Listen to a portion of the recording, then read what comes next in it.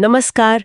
आज हम बात कर रहे हैं उस अंदरूनी दुश्मन की जो हम सबको कहीं ना कहीं अपने सबसे जरूरी काम करने से रोकता है।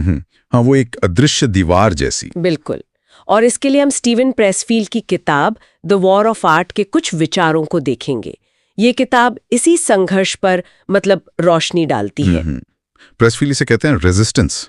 सुना है इसके बारे में? ये एक तरह की अदृश्य शक्ति है जो हमें आगे नहीं बढ़ने देते। बिल्कुल बिल्कुल। तो आज का मकसद है समझना कि ये है क्या चीज, कैसे काम करती है और सबसे जरूरी प्रेसफील्ड के हिसाब से इससे निपटा कैसे जाए।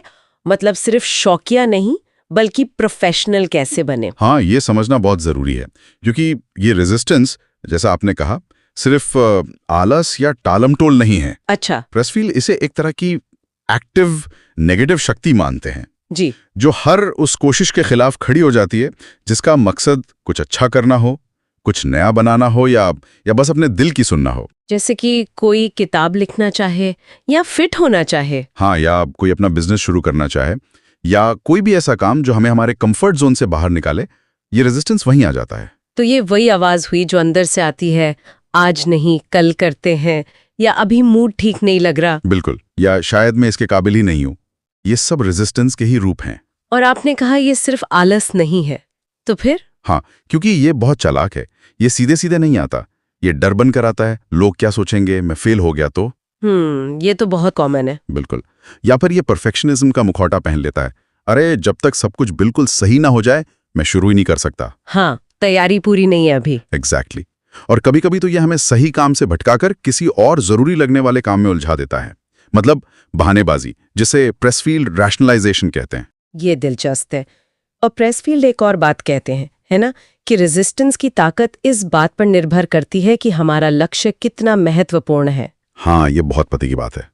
जिस काम से हमें सबसे ज्यादा लगाव होता है, ये जो हमारे लिए असल में मायने रखता है, रेजिस्टेंस उसी पर सबसे ज्यादा हमला करता है। तो एक तरह से ये एक सिग्नल भी है कि हम सही रास्ते पर हैं। बिल्कुल।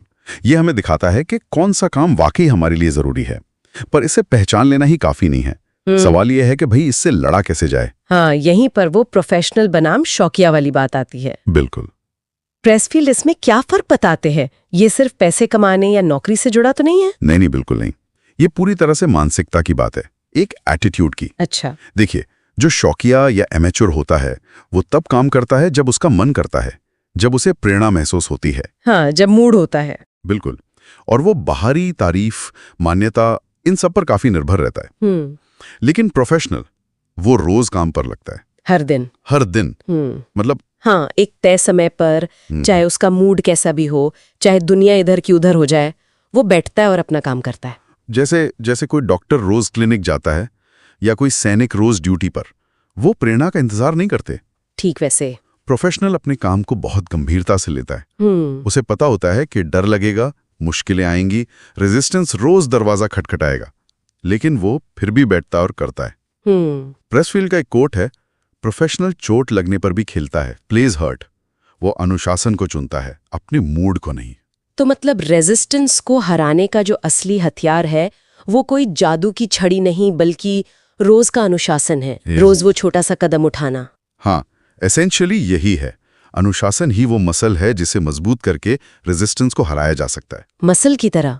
इंटरेस्टिंग। अपने डर को फेस करता है, उसे मानता है कि हाँ डर है, पर उसके बावजूद काम करता है। ये सिर्फ विल पावर नहीं है, ये अपने काम के लिए एक गहरा सम्मान और कमिटमेंट है। तो अगर हम आज की बातचीत से कुछ मुख्य बातें निकालें, पहली तो ये कि रेजिस्टेंस असली है, ये कोई वहम नहीं, ये एक अंदरूनी ताकत है जो हर अच्छे काम का विरोध करती है। हाँ, और ये कई रूपों में आती है, डर, टालमटोल, बहाने। बिल्कुल। और दूसरी कि इसे हराया जा सकता है, पर शायद पूरी तरह खत्म नहीं किया जा सकता। ये रोज आएगा, और इसे हराने का तरीका प्रेरणा का इंतजार करना नहीं है, बल्कि रोज अनुशासन से काम करना है। हाँ, यानी प्रोफेशनल की तरह सोचना और एक्ट करना। और तीसरी बात शायद ये कि प्रोफेशनल बनना कोई टाइटल या जॉब नहीं है, ये एक चुनाव है, रोज का चुनाव। बिल्कुल।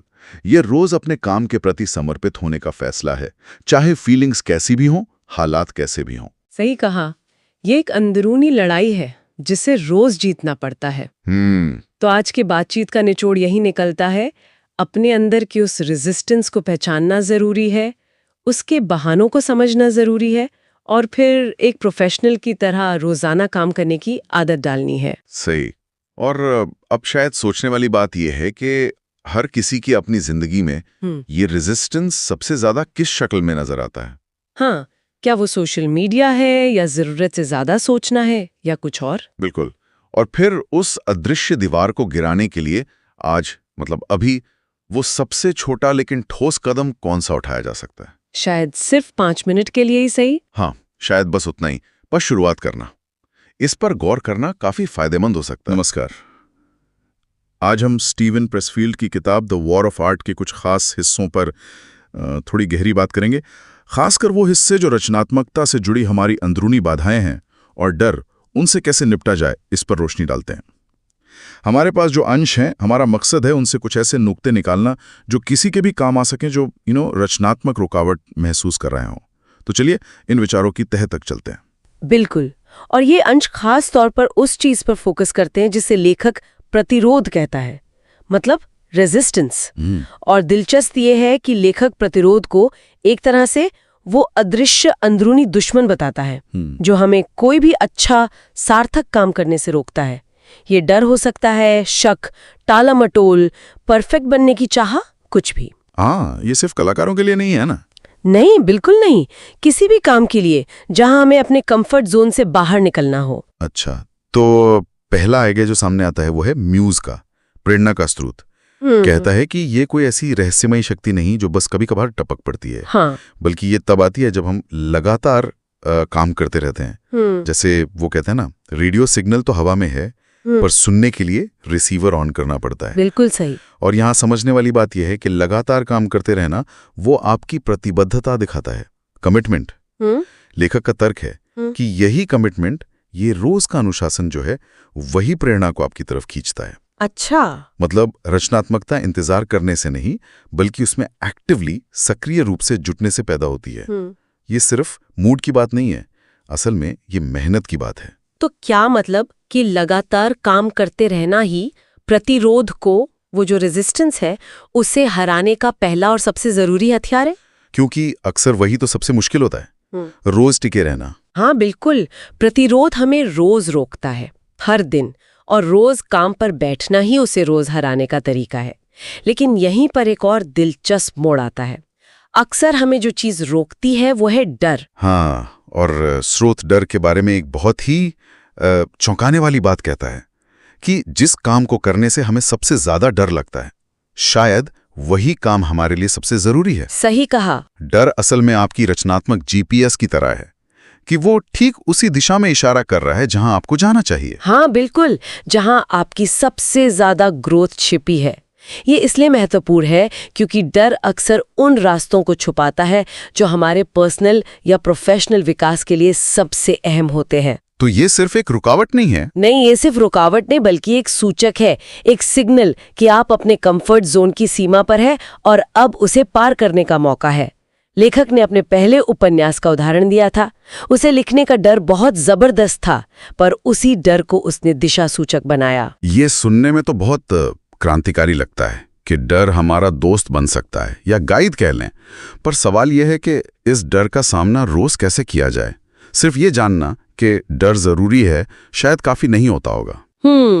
और यहीं पर लेखक पेशेवर रवैये, मतलब प्रोफेशनलिज्म की बात करता है। हाँ। शौकिया लोग, एमेच्योर, वो प्रेरणा या मूड का इंतजार करते हैं, डर लगता है तो पीछे हट जाते हैं। हाँ। लेकिन पेशेवर, प्रोफेशनल, वो रोज काम करते हैं, चाहे डर लगे या ना लगे, चाहे मूड हो या ना हो।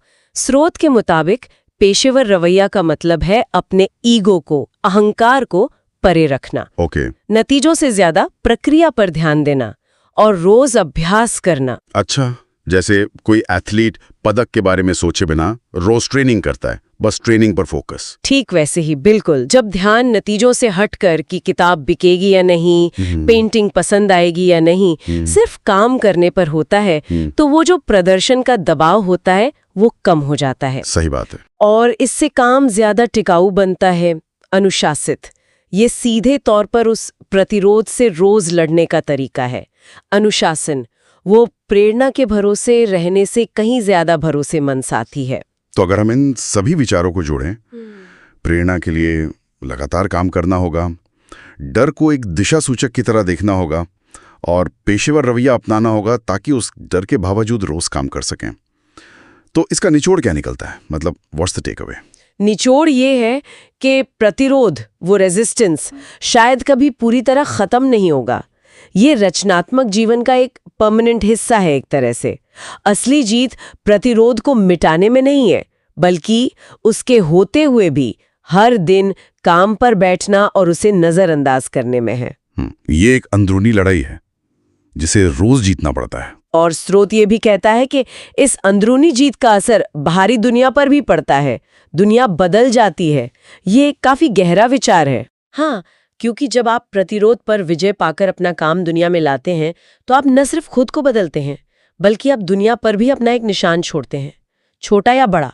मुख्य बात है एक्शन लेना, प्रतिरोध के विश्लेषण में ही खोए नहीं रहना, बल्कि उसके सामने कर्म करना। तो हमने देखा कि म्यूज के लिए काम करना होगा, डर को गाइड मानना होगा और प्रोफेशनल की तरह अनुशासन रखना होगा रोज प्रतिरोध को हराने के लिए। ये सब जानने के बाद एक सवाल मन में आता है, सोचने पर मजबूर करता है कि आज इसी वक्त डर और प्रतिरोध के बावजूद वो कौन सा एक छोटा सा ठोस प्रोफेशनल कदम है जो कोई भी अपनी रचनात्मकता से जुड़ने के लिए उठा सकता है। शायद बस 5 मिनट लिखना, या एक स्केच बनाना, या किसी प्रोजेक्ट का बस पहला वाक्य लिखना। ये सोचने वाली बात